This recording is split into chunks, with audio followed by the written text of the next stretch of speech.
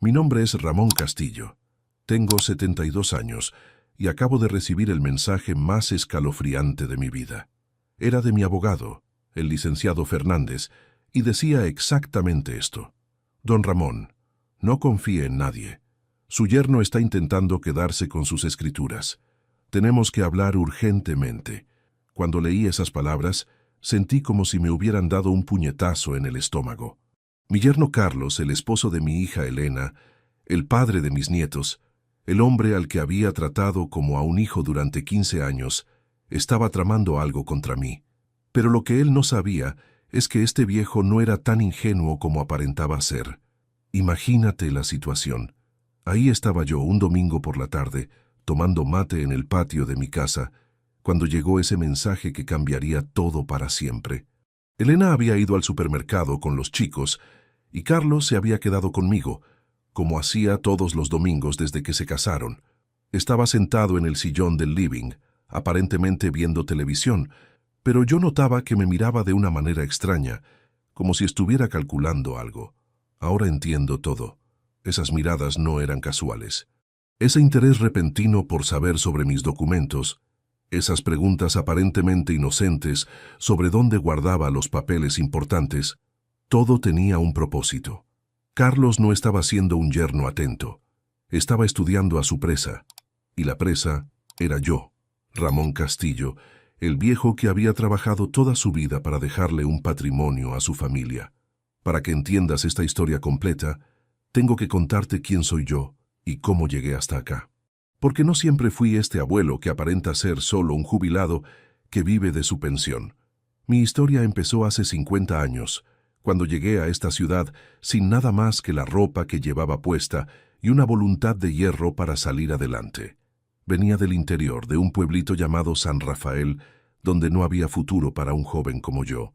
Mi padre era carpintero y me enseñó el oficio desde chico, pero yo sabía que si me quedaba ahí, iba a terminar mis días haciendo muebles para los mismos vecinos de siempre.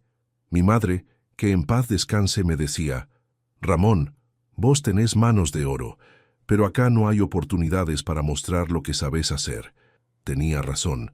Así que a los 22 años, con el corazón partido por dejar a mi familia, pero con los ojos puestos en el horizonte, me subí al primer ómnibus que salía hacia la capital. Recuerdo que llevaba una valija de cartón con toda mi ropa, 200 pesos en el bolsillo y una carta de recomendación que me había dado el padre Gutiérrez, el párroco del pueblo, para un amigo suyo que tenía un taller en la ciudad. Los primeros años fueron duros, muy duros. Trabajé en fábricas de muebles, en carpinterías ajenas, haciendo trabajos extras los fines de semana. Vivía en una pensión mugrienta en el barrio de La Boca, donde compartía cuarto con otros 3 muchachos que, como yo, habían venido a buscar una oportunidad. El cuarto era tan pequeño que cuando uno se daba vuelta en la cama, despertaba a los otros 3. Pero tenía un sueño que me mantenía despierto todas las noches. Algún día iba a tener mi propia empresa, mi propia casa, mi propia familia. Me acostaba mirando el techo descascarado de esa pensión y me imaginaba el día en que iba a volver a San Rafael en auto propio para mostrarles a todos que el hijo del carpintero había triunfado en la capital. Durante esos primeros años aprendí muchas cosas que no sabía. Aprendí que en la ciudad la gente valoraba no solo la calidad del trabajo, sino también la presentación, el trato, la puntualidad. Aprendí que había estilos de muebles que yo nunca había visto en el pueblo. Aprendí que había mercados para todo tipo de productos, desde los más baratos hasta los más lujosos. Trabajaba de lunes a viernes en una fábrica de muebles donde hacíamos cosas en serie.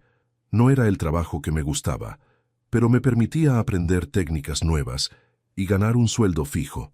Los sábados y domingos trabajaba por mi cuenta, haciendo muebles por encargo en un galponcito que alquilaba por horas en el fondo de una carpintería.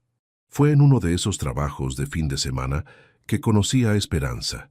Había ido a entregarle una mesa a una familia del barrio de Almagro y ella estaba visitando a sus amigas en esa casa. Era la mujer más linda que había visto en mi vida, con unos ojos verdes que brillaban cuando se reía y una manera de caminar que me hacía olvidar todos mis problemas. La primera vez que le hablé, me puse tan nervioso que se me cayeron las herramientas al piso. Ella se rió y me ayudó a levantarlas. «Tenés manos muy fuertes», me dijo. «Deben ser buenas para hacer cosas lindas». No sabía si hablaba de la carpintería o de otra cosa, pero esa frase se me quedó grabada para siempre. La invité a tomar un café la siguiente semana. Después, a un baile en el club del barrio. Después al cine a ver una película de Carlos Gardel. Esperanza trabajaba como costurera en un taller de vestidos. Tenía un gusto exquisito para la moda y sabía de la vida mucho más que yo. Venía de una familia de clase media que había perdido todo en la crisis y tenía que trabajar para ayudar a sus padres. Nos pusimos de novios después de 6 meses de salir. Yo todavía vivía en la pensión y ella en la casa familiar con sus padres y sus 2 hermanas menores. Los padres de Esperanza no estaban muy convencidos de que su hija se casara con un carpintero que no tenía ni casa propia, pero ella me defendió siempre. «Ramón va a triunfar», les decía. «Es trabajador, es honesto y tiene ambiciones». Nos casamos después de 2 años de noviazgo, en una ceremonia sencilla en la iglesia del Sagrado Corazón. No teníamos plata para una fiesta grande, pero sí teníamos amor de sobra y ganas de construir algo juntos. La luna de miel fueron 3 días en Mar del Plata, en una pensión barata cerca de la playa. Fueron los 3 días más felices de mi vida hasta ese momento. Alquilamos un departamentito de 2 ambientes en el barrio de San Telmo. Era pequeño, pero era nuestro. Esperanza lo decoró con cortinas que hizo ella misma y almohadones bordados que le había enseñado a hacer su abuela. Yo armé todos los muebles con mis propias manos: la mesa del comedor, las sillas, la cama, los estantes. Era pobre, pero tenía estilo. Elena nació 3 años después de que nos casáramos. Fue el momento más feliz de mi vida hasta ese momento. Recuerdo que cuando la enfermera me la puso en brazos por primera vez pensé: esta niña va a tener todo lo que yo no tuve.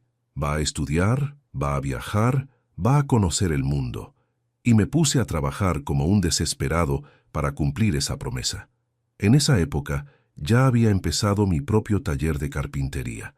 Al principio era algo muy pequeño, en el fondo de la casa que habíamos alquilado en Villa Crespo. Hacía muebles por encargo, reparaba sillas, mesas, lo que fuera. Esperanza me ayudaba llevando la contabilidad y atendiendo a los clientes cuando yo estaba en el taller. Éramos un equipo perfecto. Los primeros encargos que conseguí fueron gracias a la recomendación del padre Suárez, que era el cura de la parroquia donde íbamos a misa los domingos. Una señora del barrio necesitaba un ropero, y él le dijo que conocía a un carpintero muy bueno y honesto. Ese ropero me llevó 3 semanas hacer, pero cuando lo entregué, la señora quedó tan conforme que les contó a todas sus amigas. Después vino la señora de enfrente, que quería una mesa para el comedor. Después, el almacenero de la esquina, que necesitaba estantes nuevos para el local. Después, el doctor Martínez, que quería remodelar todo el consultorio. Cada cliente satisfecho me traía 2 clientes nuevos. El boca a boca funcionaba mejor que cualquier publicidad. Pero yo tenía una ambición más grande.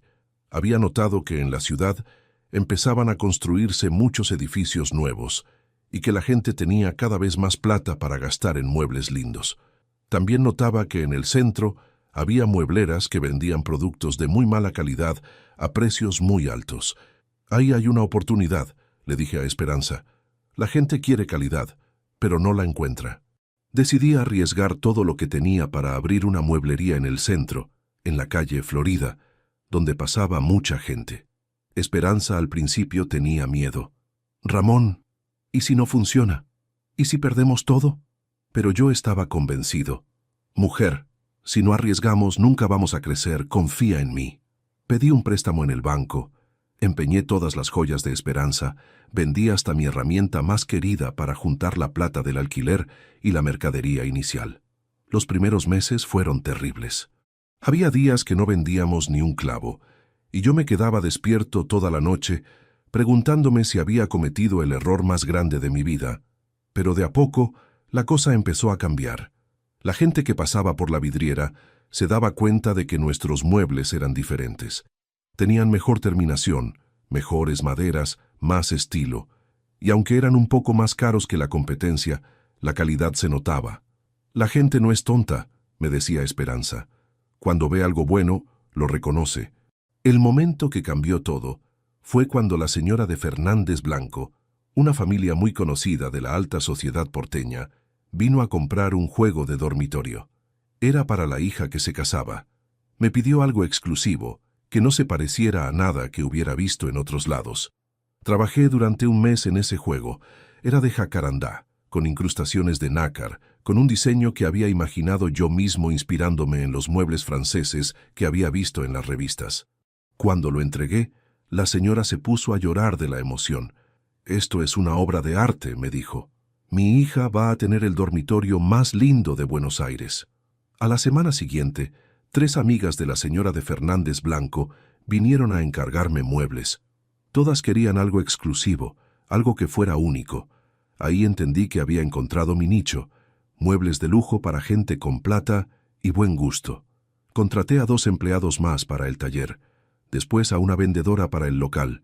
Esperanza dejó de trabajar para dedicarse a Elena, que ya caminaba y necesitaba más atención. La mueblería empezó a andar tan bien que a los 2 años pude abrir una segunda sucursal en Barrio Norte, donde vivía la gente con más plata de la ciudad. Elena creció viendo todo ese progreso. La mandé a los mejores colegios, después a la universidad. Estudió arquitectura, se recibió con honores. Esperanza y yo estábamos orgullosos como no te podés imaginar. Nuestra hija iba a ser profesional, algo que ninguno de nosotros había podido ser. Cuando Elena tenía 25 años, nos presentó a Carlos. Era un contador joven, bien parecido, educado, que trabajaba en un estudio contable importante. Nos cayó bien desde el primer momento. Era atento conmigo, respetuoso con Esperanza, y se notaba que quería mucho a Elena. «Este muchacho va a cuidar bien a nuestra hija», le dije a Esperanza la primera noche que cenó con nosotros. Se casaron al año siguiente. Yo les pagué la fiesta, la luna de miel. Les ayudé con el departamento donde se fueron a vivir. Carlos me decía: «Suegro, usted es como el padre que nunca tuve». Y yo le creía. Lo había adoptado como al hijo varón que Esperanza y yo nunca pudimos tener. Los nietos llegaron enseguida. Primero Matías, después Sofía. 2 angelitos que se convirtieron en la luz de nuestros ojos. Esperanza y yo los cuidábamos cuando Elena y Carlos necesitaban salir. Los llevábamos de paseo, les comprábamos juguetes, les contábamos cuentos. Éramos una familia unida, feliz. Cuando Esperanza murió, hace 8 años, pensé que mi mundo se iba a terminar. 50 años de matrimonio no se superan fácilmente, pero Elena y Carlos estuvieron ahí para ayudarme. Me invitaban a cenar todas las semanas, pasaban por casa a visitarme, me incluían en todos los planes familiares. Carlos especialmente se desvivía por atenderme. «Suegro, usted es lo más importante que tenemos», me decía. Fue Carlos quien me sugirió que vendiera las mueblerías. «Suegro, usted ya cumplió. Tiene 70 años, disfrute de la vida, venda todo y dedíquese a ser abuelo». Al principio me resistí, pero después pensé que tenía razón. ¿Para qué seguir trabajando a mi edad? Ya había cumplido mi sueño de darle un futuro a mi familia. Vendí las 3 mueblerías a una cadena nacional. Fue un muy buen negocio. Me quedé con una suma importante de dinero que invertí en propiedades. Compré departamentos para alquilar, locales comerciales, algunos terrenos en las afueras que sabía que iban a valorizarse. También compré esta casa donde vivo ahora. Una casa grande con jardín donde mis nietos pudieran jugar cuando vinieran a visitarme. Carlos siempre mostró mucho interés por mis negocios. Me preguntaba sobre las propiedades, sobre las inversiones, sobre cómo manejaba las finanzas. «Suegro, usted es muy inteligente para los negocios. Debería enseñarme», me decía. Y yo, halagado por su interés, le contaba todo. Le expliqué cómo había armado mi patrimonio, dónde tenía invertida la plata, cuáles eran mis planes para el futuro. «Todo esto va a ser para Elena y los chicos cuando yo me muera», le dije una vez. «Mientras tanto, disfruto de lo que logré con mi trabajo». Carlos asintió con cara seria. «Suegro, usted hizo un imperio. Elena y yo siempre le vamos a estar agradecidos». Pero empezó a pasar algo raro hace unos meses. Carlos comenzó a hacer preguntas cada vez más específicas sobre mis documentos. ¿Dónde guardaba las escrituras? ¿Tenía testamento hecho? ¿Conocía bien a mi abogado? Al principio pensé que eran preguntas normales de alguien que se preocupaba por mi bienestar. Suegro, a su edad es importante tener todo en orden, me decía. ¿No le parece que debería hacer un poder para que Elena pueda ayudarlo con los trámites? Yo le respondía que no hacía falta, que todavía estaba en condiciones de manejar mis cosas solo, pero él insistía. Es por precaución, suegro, uno nunca sabe qué puede pasar. También empezó a ofrecerse para acompañarme al banco, al escribano, a cualquier lugar donde tuviera que hacer trámites relacionados con mis propiedades. Suegro, no se moleste en ir solo. Yo lo acompaño y aprovecho para aprender cómo maneja usted estas cosas. Pero había algo en su insistencia que no me terminaba de convencer. Un día, hace 3 meses, llegué a casa después de haber ido al banco y encontré a Carlos revisando los papeles de mi escritorio. Cuando me vio entrar se puso colorado como un tomate. «Perdón, suegro», me dijo. «Elena me pidió que buscara una factura de luz para hacer no sé qué trámite, y sin querer revolví sus papeles. Pero yo sabía que Elena no necesitaba ninguna factura mía para nada. Y además, ¿qué hacía Carlos en mi escritorio cuando yo no estaba?» Le dije que no se preocupara, pero me quedé pensando en ese episodio durante días. Después de eso, empecé a notar otras cosas extrañas. Carlos hacía preguntas sobre mi salud que me parecían demasiado específicas. ¿Tomaba alguna medicación para la memoria? Se sentía confundido a veces. ¿No sería bueno que alguien lo ayudara a manejar sus cosas importantes? Suegro, a veces los mayores se olvidan de cosas importantes, me decía. ¿No le parece que sería mejor que Elena tuviera acceso a sus cuentas bancarias por las dudas? Yo le respondía que mi memoria estaba perfecta y que no necesitaba ayuda, pero él seguía insistiendo. Una noche, Elena vino sola a visitarme. Carlos se había quedado con los chicos, según me dijo, pero había algo raro en su manera de hablar.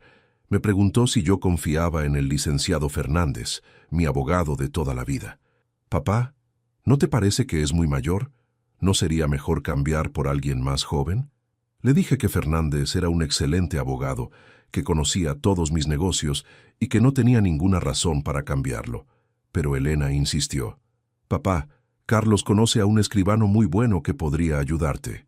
Es más moderno, maneja todo por computadora. Te haría todo más fácil». Ahí empecé a sospechar que Elena y Carlos estaban coordinando algo. ¿Por qué tanto interés repentino en cambiar a mi abogado? ¿Por qué tanta preocupación por mis documentos? ¿Por qué tantas sugerencias sobre poderes y autorizaciones? El domingo pasado, cuando Carlos se quedó conmigo después del almuerzo, pasó algo que me terminó de abrir los ojos. Pensaba que yo estaba durmiendo la siesta en mi sillón, pero en realidad estaba descansando con los ojos cerrados, escuchando todo. Carlos habló por teléfono con alguien. «Sí, ya está todo avanzado», decía en voz baja. «El viejo confía en mí. Es cuestión de tiempo nomás. Elena está de acuerdo con el plan. Una vez que tengamos los papeles, va a ser muy fácil». Después hizo una pausa y siguió. «No, no se va a dar cuenta de nada. Para cuando se quiera acordar, va a ser tarde». Cuando colgó yo seguí fingiendo que dormía. Pero por dentro estaba temblando de bronca y de miedo. Mi propio yerno, el padre de mis nietos, el hombre que me llamaba suegro querido, estaba planeando estafarme. Y peor aún, mi propia hija estaba involucrada. Esa misma tarde, cuando se fueron, llamé al licenciado Fernández. Le conté mis sospechas y le pedí que investigara qué estaba pasando. «Don Ramón», me dijo, «déjeme averiguar algunas cosas. Le voy a mandar un mensaje cuando tenga información». El mensaje llegó ayer. «No confíe en nadie. Su yerno está intentando quedarse con sus escrituras. Tenemos que hablar urgentemente». Cuando lo leí, sentí una mezcla de tristeza y bronca que nunca había experimentado. Tristeza por descubrir que las personas que más quería me estaban traicionando. Bronca por haber sido tan ingenuo de confiar en ellos, pero también sentí algo más. Determinación. Este viejo no se iba a dejar estafar por nadie, ni siquiera por su propia familia. Si Carlos creía que podía manipularme porque era mayor, estaba muy equivocado. Si pensaba que iba a quedarse con el fruto de 50 años de trabajo, Estaba muy equivocado. Y si creía que yo era un abuelo inofensivo sin recursos para defenderme, estaba muy, muy equivocado. Esta mañana fui a ver al licenciado Fernández. Me recibió en su oficina con cara grave. «Don Ramón», me dijo, «tengo que darle noticias muy feas. Su yerno ha estado moviendo algunos hilos para intentar acceder a sus propiedades». Me explicó que Carlos había estado consultando con otros abogados sobre la posibilidad de conseguir una curatela para mí. Una curatela es una figura legal que se usa cuando una persona mayor no está en condiciones de manejar sus bienes. «Su yerno está tratando de demostrar que usted no tiene capacidad mental para administrar su patrimonio», me dijo Fernández. «¿Pero cómo puede hacer eso?», le pregunté. «Yo estoy perfectamente bien. Don Ramón, para conseguir una curatela no hace falta que usted esté realmente mal. Alcanza con que un médico diga que tiene algún deterioro cognitivo. Y por lo que averigüé, su yerno ya habló con un médico amigo suyo. Me explicó que si conseguían la curatela, Carlos podría manejar todos mis bienes como si fueran propios. Podría vender mis propiedades, vaciar mis cuentas bancarias, hacer lo que quisiera con mi patrimonio, y todo sería completamente legal. «Pero hay algo más grave», siguió diciéndome Fernández. «Por lo que pude averiguar, su yerno también está intentando conseguir acceso a sus escrituras de otra manera. Tiene un plan para que usted firme algunos papeles sin darse cuenta de lo que está firmando». «¿Qué clase de papeles?», le pregunté. «Poderes generales, transferencias de propiedades, cambios en las titularidades. Su yerno es contador, conoce todos los trucos legales. Puede hacer que usted firme documentos pensando que son una cosa cuando en realidad son otra». Ahí entendí todo. Por eso tanto interés en que cambiara de abogado. Por eso tantas preguntas sobre mis documentos. Por eso tanta insistencia con los poderes y las autorizaciones. Carlos había estado preparando el terreno para robarme todo lo que tenía. «Licenciado», le dije, «¿qué puedo hacer para protegerme?». Fernández me miró con una sonrisa que no había visto en su cara desde que empezó la reunión. «Don Ramón, usted vino a tiempo. Podemos tomar algunas medidas preventivas que van a hacer muy difícil que su yerno pueda perjudicarlo». Me explicó que podíamos hacer un fideicomiso con todas mis propiedades. Un fideicomiso es una figura legal donde los bienes pasan a ser administrados por una entidad independiente, pero el beneficiario sigue siendo el dueño real. De esa manera, me dijo, aunque consiguieran una curatela o aunque lo engañaran para que firme papeles, no podrían tocar sus propiedades. También me sugirió que hiciéramos un testamento muy específico donde quedara claro cuáles eran mis intenciones con respecto a la herencia. Y vamos a agregar algunas cláusulas especiales que van a protegerlo de cualquier maniobra fraudulenta. Pero lo más importante que me propuso fue esto. «Don Ramón, ¿estaría dispuesto a tender una trampa para que su yerno se delate solo? Si conseguimos que él mismo muestre sus verdaderas intenciones delante de testigos, podemos no solo protegerlo a usted, sino también iniciar acciones legales contra él». Le dije que sí, que estaba dispuesto a todo.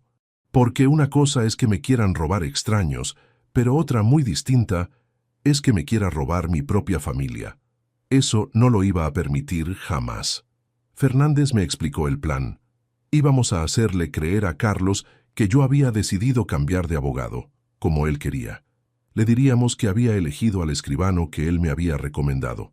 Después, en una reunión con ese escribano, que en realidad iba a ser un actor que contrataríamos, haríamos que Carlos mostrara sus verdaderas intenciones. «Vamos a grabar todo», me dijo Fernández. «Cuando su yerno revele sus planes, vamos a tener evidencia de su intento de estafa. Después, podemos decidir si queremos iniciar acciones penales o si preferimos usarlo como elemento de presión». El plan me gustó, pero había algo que me dolía más que toda la estafa, el hecho de que Elena estuviera involucrada. «Licenciado», le pregunté, «¿usted cree que mi hija sabe exactamente lo que está pasando?» «Don Ramón, por lo que pude averiguar, su hija está al tanto del plan. Lamentablemente, parece que los dos están en esto juntos». Esa revelación me partió el corazón. Elena, mi niña querida, la hija por la que había trabajado como un burro durante toda mi vida, estaba planeando robarme. ¿Cómo había llegado a eso? ¿Dónde me había equivocado como padre? Pero después pensé en otra cosa. ¿Y mis nietos? Matías y Sofía no tenían culpa de tener padres sin escrúpulos. Ellos me querían de verdad, yo lo sabía. No podía permitir que Carlos y Elena se quedaran con mi patrimonio, pero tampoco quería que mis nietos pagaran las consecuencias de las decisiones de sus padres. Licenciado, le dije, hay algo más que quiero hacer. Quiero que modifiquemos mi testamento. Mis nietos van a recibir su herencia, pero en un fideicomiso especial que sus padres no puedan tocar hasta que ellos sean mayores de edad. Fernández asintió. Es una excelente idea, don Ramón.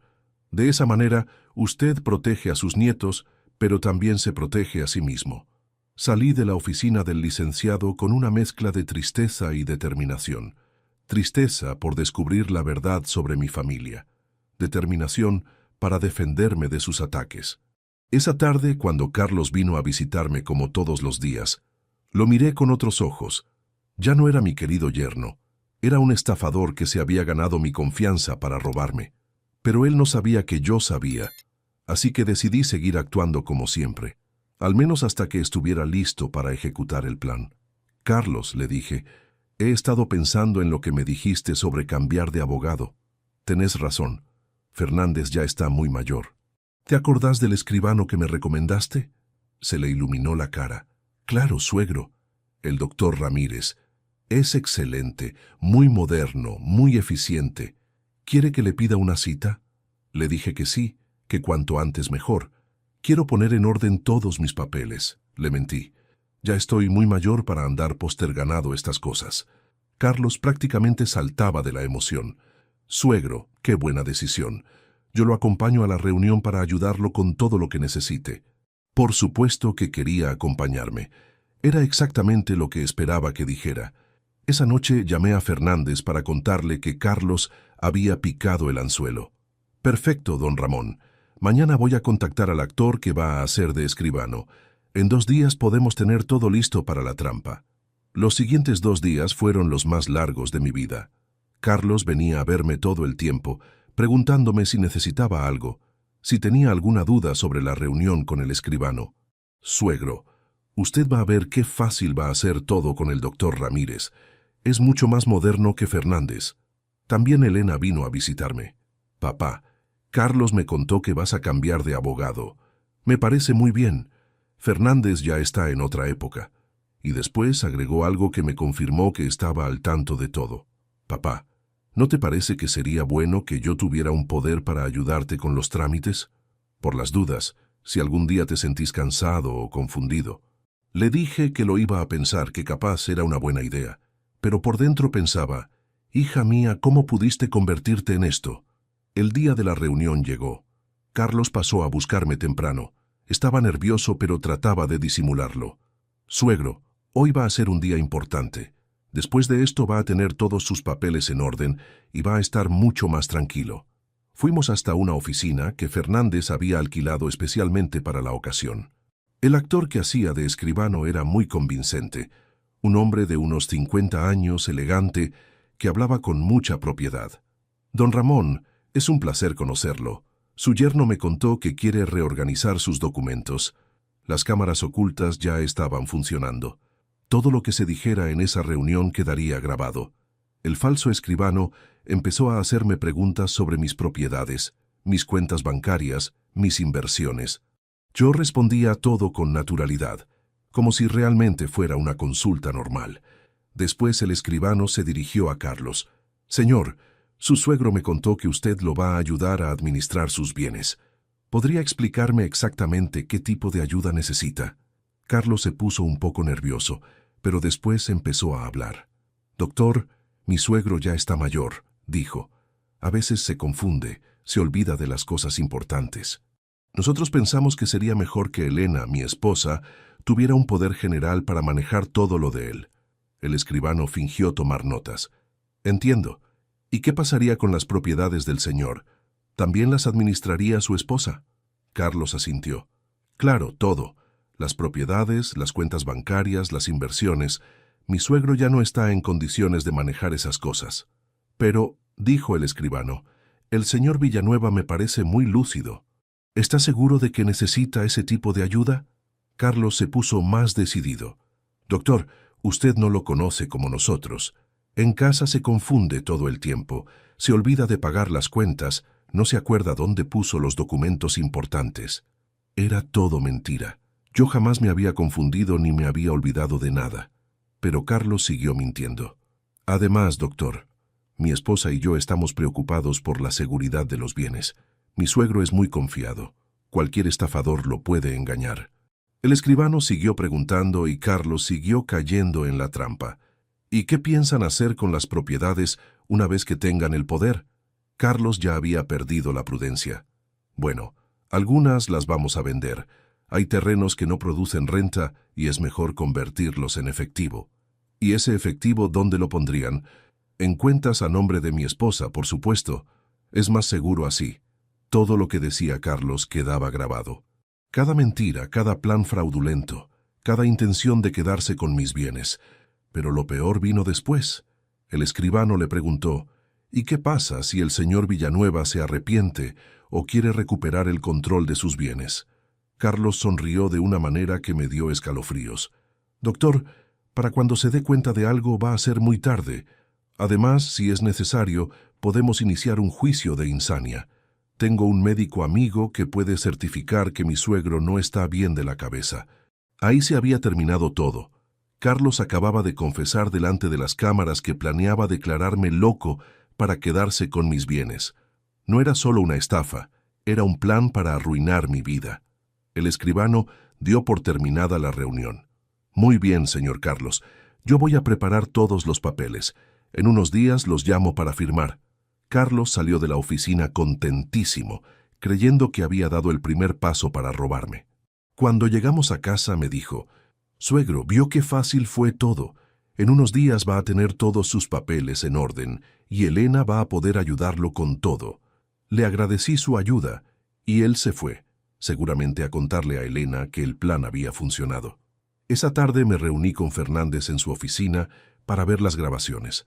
Ver a mi propio yerno planeando mi destrucción fue uno de los momentos más dolorosos de mi vida, pero también fue liberador. Ya no tenía dudas sobre qué tipo de persona era Carlos, ni sobre qué tenía que hacer. «Don Ramón», me dijo Fernández, «con estas grabaciones podemos iniciar acciones penales contra su yerno por intento de estafa y conspiración. También podemos iniciar acciones civiles para que se aleje de usted». Le dije que quería tiempo para pensar qué hacer. Esa noche no pude dormir. Pensaba en Elena, en mis nietos, en toda la situación. ¿Cómo había llegado mi familia a esto? ¿Cómo habían decidido que estafar a su propio padre y abuelo era una opción válida? Al día siguiente tomé una decisión. No iba a iniciar acciones penales todavía, pero sí iba a protegerme completamente. Firmé todos los papeles del fideicomiso que había preparado Fernández. A partir de ese momento, todas mis propiedades quedaron protegidas de cualquier maniobra fraudulenta. También modifiqué mi testamento. Elena ya no iba a heredar nada directamente. Todo mi patrimonio iba a ir a mis nietos, pero en un fideicomiso que Carlos y ella no podrían tocar hasta que los chicos cumplieran 25 años. Y agregué una cláusula especial. Si alguien intentaba declararme incapaz o conseguir poderes fraudulentos sobre mis bienes, automáticamente perdería cualquier derecho a heredar. Pero también decidí hacer algo más. Le dije a Fernández que quería tender otra trampa, pero esta vez a Elena. Quería saber hasta qué punto mi propia hija estaba involucrada en el plan de estafarme. Fernández organizó una reunión falsa con un médico geriatra. Yo le iba a decir a Elena que me habían recomendado hacer una consulta para evaluar mi capacidad mental, por sugerencia del escribano. Si ella estaba realmente involucrada en el plan de declararme incapaz, seguramente iba a insistir mucho en que fuera a esa consulta. Le dije a Elena que el escribano me había sugerido hacer un chequeo médico antes de firmar los poderes. «Papá, me parece perfecto», me dijo. «Así va a quedar claro que estás en perfectas condiciones y nadie va a poder cuestionar nada después». Pero cuando le dije que el médico había mencionado la posibilidad de que yo tuviera algún deterioro cognitivo leve, su reacción me confirmó mis peores sospechas. «Papá, ¿sabes que eso explicaría muchas cosas? Últimamente te noto un poco confundido, te olvidas de cosas. Era mentira. Yo nunca me había olvidado de nada delante de Elena. Pero ella estaba tratando de sembrar la idea de que yo tenía problemas mentales. Papá, capaz es mejor que hagas ese chequeo. Si el médico dice que tenés algún problemita, podemos buscar tratamiento. En esa conversación, Elena se delató completamente. No solo estaba al tanto del plan de Carlos, sino que ella misma estaba trabajando para construir la imagen de que yo tenía deterioro mental. Mi propia hija estaba tratando de hacerme pasar por loco para robarme. Esa noche lloré como no lloraba desde que murió Esperanza. Pero no lloraba solo por la traición, lloraba por todo lo que había perdido. Elena ya no era mi hija querida. Era una extraña capaz de cualquier cosa por dinero. Mi familia se había destruido por la codicia. Pero también me enojé como nunca me había enojado en mi vida. ¿Cómo se atrevían a tratarme así? ¿Cómo pensaban que podían engañar a alguien que había construido un imperio desde la nada? Decidí que era hora de mostrarles de qué estaba hecho realmente Ramón Villanueva. Al día siguiente, puse en marcha mi contraataque. Primero cambié todas las cerraduras de mi casa. Después, retiré todo el dinero de las cuentas bancarias que Carlos y Elena conocían y lo transferí a cuentas nuevas en otros bancos. Después contraté una empresa de seguridad para que vigilara mi casa las 24 horas. También contraté a un investigador privado para que siguiera a Carlos y Elena. Quería saber exactamente qué otros movimientos estaban haciendo, con quién se reunían, qué otros planes tenían. El investigador me confirmó que Carlos había estado reuniéndose con el médico que iba a certificar mi supuesta incapacidad mental. Pero lo más importante que hice fue esto. Contraté a los mejores abogados penalistas de la ciudad. Si Carlos y Elena querían guerra, iban a tener guerra. Pero iba a ser una guerra que no esperaban y que no estaban preparados para librar. El viernes de esa semana Carlos vino a casa como siempre, pero esta vez lo estaba esperando con todo preparado. «Carlos», le dije, «tengo que mostrarte algo». Le puse las grabaciones de la reunión con el falso escribano. Su cara cuando se vio a sí mismo confesando sus planes fue algo que nunca voy a olvidar. «Suegro», me dijo con voz temblorosa, «yo puedo explicar todo esto». «No hace falta que expliques nada, Carlos. Está todo muy claro».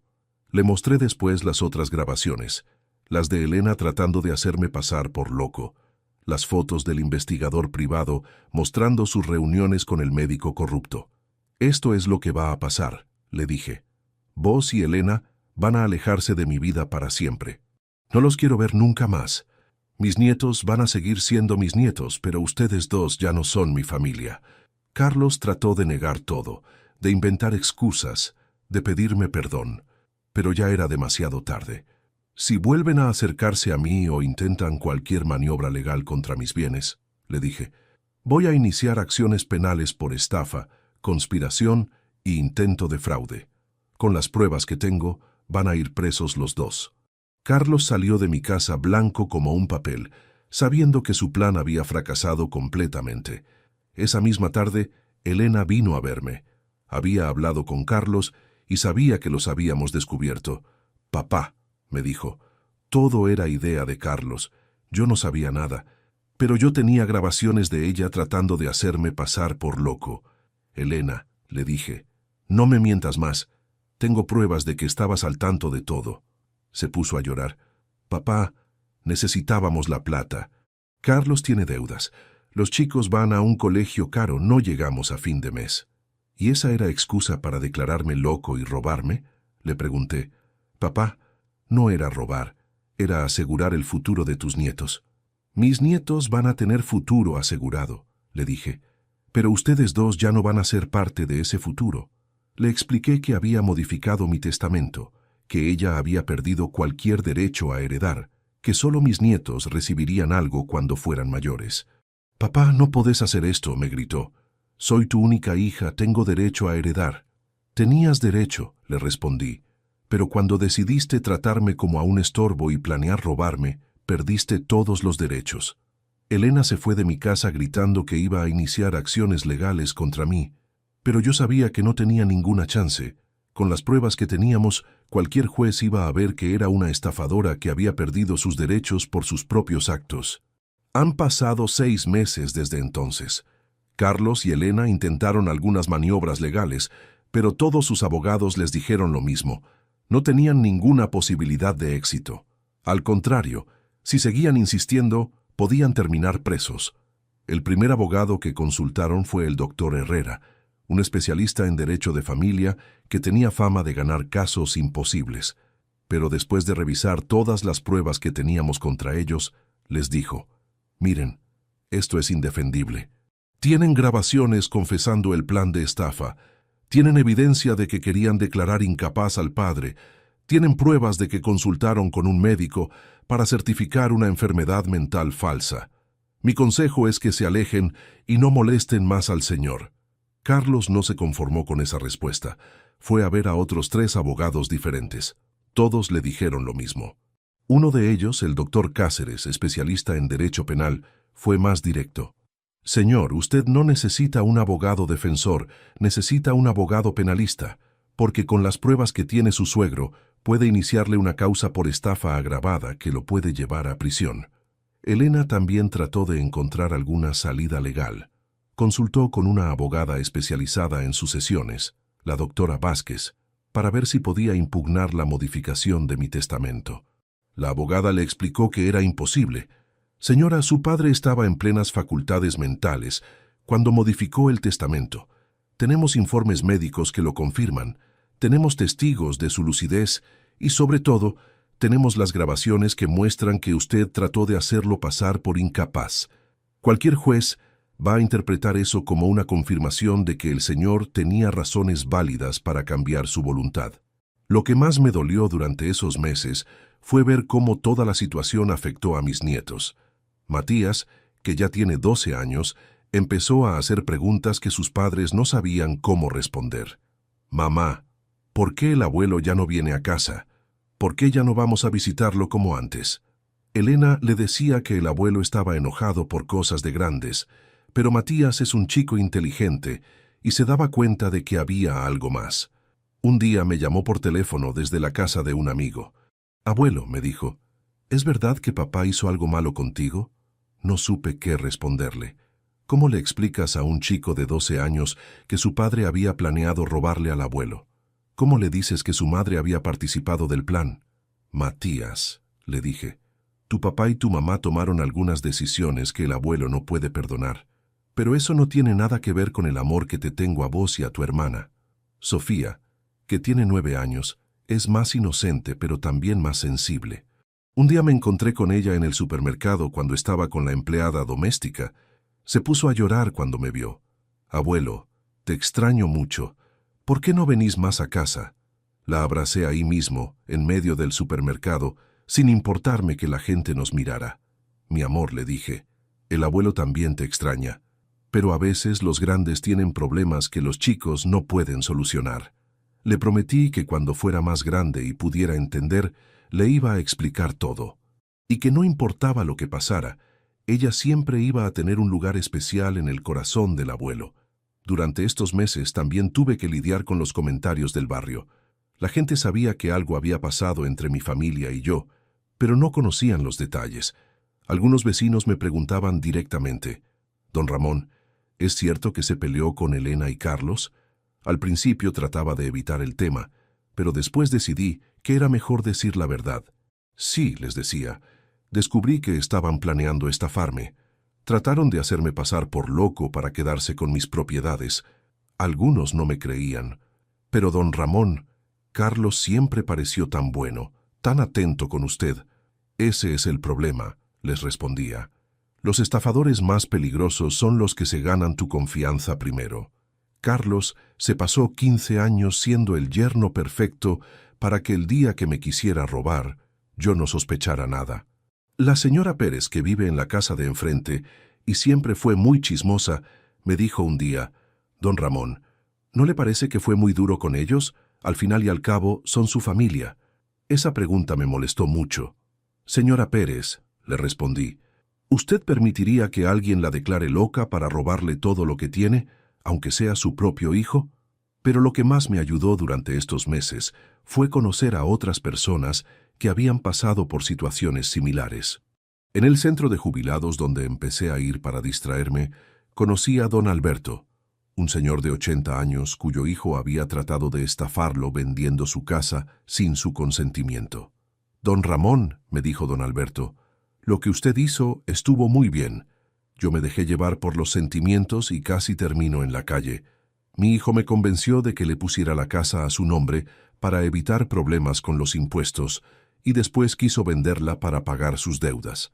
También conocí a doña Carmen, una señora de 75 años, cuya nuera había falsificado su firma para sacar plata del banco. Mi hijo no sabía nada, me contó, pero cuando se enteró, en lugar de denunciar a la mujer, me pidió que no hiciera escándalo por el bien de los nietos. Al final, perdí todos mis ahorros y mi hijo perdió la familia igual, porque la mujer lo dejó cuando se terminó la plata. Estas historias me confirmaron que había hecho lo correcto. Si yo hubiera sido condescendiente con Carlos y Elena, si hubiera permitido que se salieran con la suya por no romper la familia, ahora estaría en un geriátrico declarado incapaz, sin un peso y sin dignidad. Un día, hace 3 meses, pasó algo que no esperaba. Elena vino sola a mi casa. Hacía meses que no la veía. Se veía más flaca, más ojerosa, como si hubiera estado pasando malas noches. «Papá», me dijo, «necesito hablar con vos». Me contó que Carlos había perdido el trabajo. Al parecer, cuando sus empleadores se enteraron de que había estado involucrado en un intento de estafa contra su suegro, decidieron que no era una persona de confianza para manejar las finanzas de la empresa. «Papá, Carlos está desesperado. No consigue trabajo en ningún lado. Cuando llama para entrevistas, siempre le preguntan por referencias y cuando mencionan tu nombre, las empresas se enteran de lo que pasó. Me dijo que habían tenido que vender el auto, que habían sacado a los chicos del colegio privado, que estaban pensando en mudarse a un departamento más chico. Papá, entiendo que estés enojado con nosotros, pero los chicos no tienen la culpa. ¿No podés perdonarnos por ellos?» La miré en silencio durante un largo rato. Era mi hija, la niña que había criado, la joven de la que había estado tan orgulloso cuando se recibió de arquitecta. Pero también era la mujer que había tratado de hacerme pasar por loco para robarme. «Elena», le dije, «vos y Carlos tomaron sus decisiones. Ahora tienen que vivir con las consecuencias». «Pero papá», me dijo llorando, «nosotros te queremos. Sabemos que nos equivocamos, pero no lo hicimos por maldad. Estábamos desesperados, con deudas, con presiones económicas». «¿Y esa era excusa para declararme incapaz?», le pregunté. «¿Esa era excusa para planear robarme todo lo que trabajé durante 50 años?» Elena siguió llorando. «Papá, por favor, danos una oportunidad. Carlos está arrepentido de verdad. Yo también.